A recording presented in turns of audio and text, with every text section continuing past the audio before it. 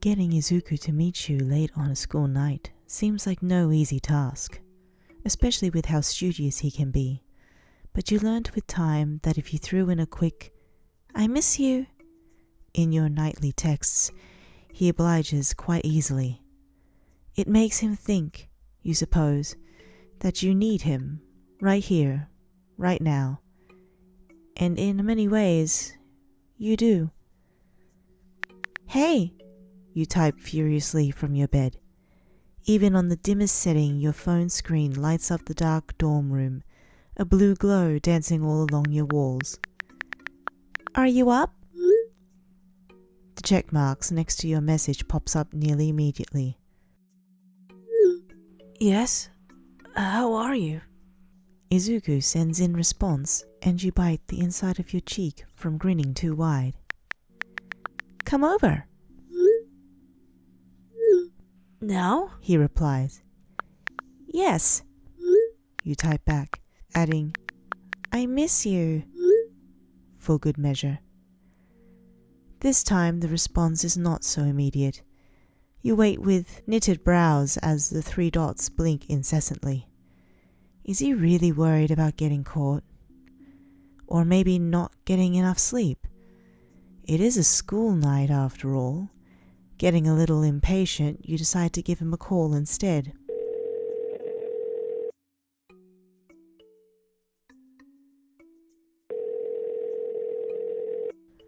Thankfully, he picks up on the 3rd ring.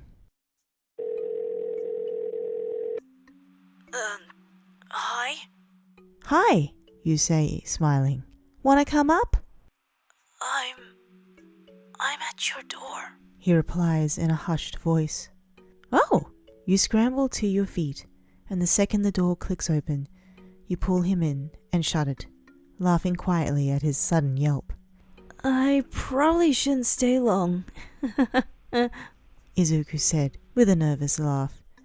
Finding himself lying down on your bed, everything smells like you, and he's so thankful that the moonlight streaks that enter through your window don't illuminate the flush on his cheeks and ears.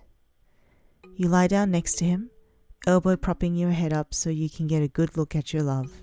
"Don't worry," you say, extending your free hand to tease through his green curls. "I'll kick you out when the time comes." Even when it's time to leave, Izuku finds it hard to pull himself out of your arms, and so he stays, letting your sighs get lost on his lips well past midnight.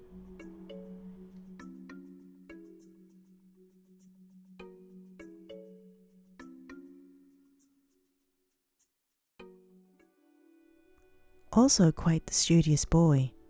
Chances are that by the time you want Katsuki's late night company, he's already fast asleep and won't see your texts or hear your calls until bright and early the next day. Other times, if you're lucky enough, he's got his ringer on.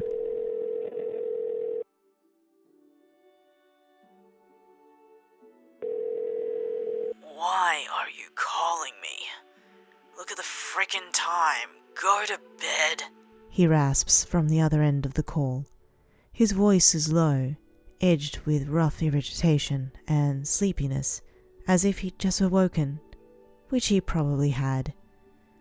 "Already sleeping?" you say. "But it's the weekend." "Yeah? And?" "And I want to see you," you say, your voice hushed. "Come over." He doesn't respond for the longest time, and for a moment you think he had hung up on you. "Oh, come on," you continue. "Everyone went home already, and I haven't talked to you all day, so—" "Give me 2 minutes." he interjects snappishly, then hangs up. 2 minutes after the call ends, he's already in your room and towing off his shoes. "Get back in the bed," he simply says. You oblige with a scoff, tucking yourself in and patting the empty space beside you. "Are you really that tired? Let's talk a little, or something." "No," he says, climbing in. "We're sleeping." He pulls you close and nuzzles into your back without a second word. Your legs tangle, and you're barely given a moment to protest. You feel the rise and fall of his chest behind you, and while comforted by his intimacy, you let out a wheeze. Ugh, Katsuki, you're too hot. He doesn't move. No, I mean temperature-wise. I can't sleep like this. At least let me see your face. He lets out an annoyed noise, but the arm around your waist loosens enough for you to turn around. His eyes are shut and his brows are knitted as always, but even so, he looked peaceful. You're filled with a loud want to just reach out and touch his cheek, but as you extend your hand, he speaks again. Stop staring, creep, he says into the quiet, fist tightening on the back of your shirt. And get to sleep.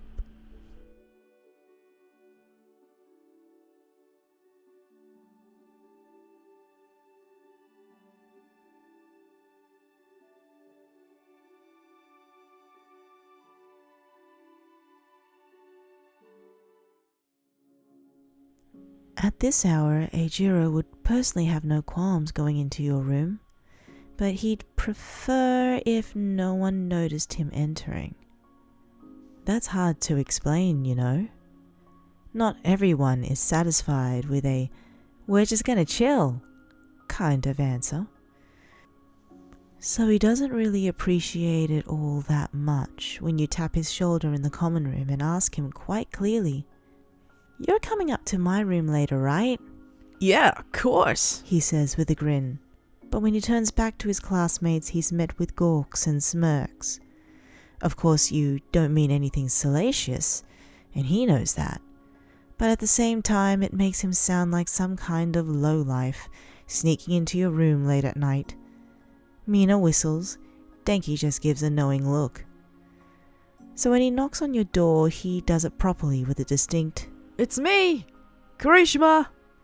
He would pull no punches when it comes to affection, taking you in his arms the moment you pulled open the door and kissing you on the cheek. Hey, he says, a bit breathless when he withdraws. It doesn't take much to get him to lie down with you, your leg draped over his while his arm cushioned your head, all the while you talked of nonsense and nothing. And he just listens to your rants and musings, sometimes interjecting with laughter or his own commentary. But really, he just likes hearing you, listening to what you have to say. "You're so cute," he says at some point, his voice muffled by your hair. "It low-key makes me emotional. Not gonna lie." It does not take you long to digest this candid outburst and laugh. Aww, I'm so lucky to have you, Eijiro. You try to look up at him, but he turns his chin away just in time. Oh no, are you crying? You say, letting out another brief laugh and reaching out with your hands. "No, I'm not crying. But don't look at me," he says. And he's right. When you wriggle yourself free and firmly plant your hands on his shoulders, you realize he's just flushed pink all the way to his ears. You take it on yourself to pat his cheek. Listen, I didn't call you over here to not look at you, you say, leaning in until you spoke over his lips. So don't leave just yet. Yeah?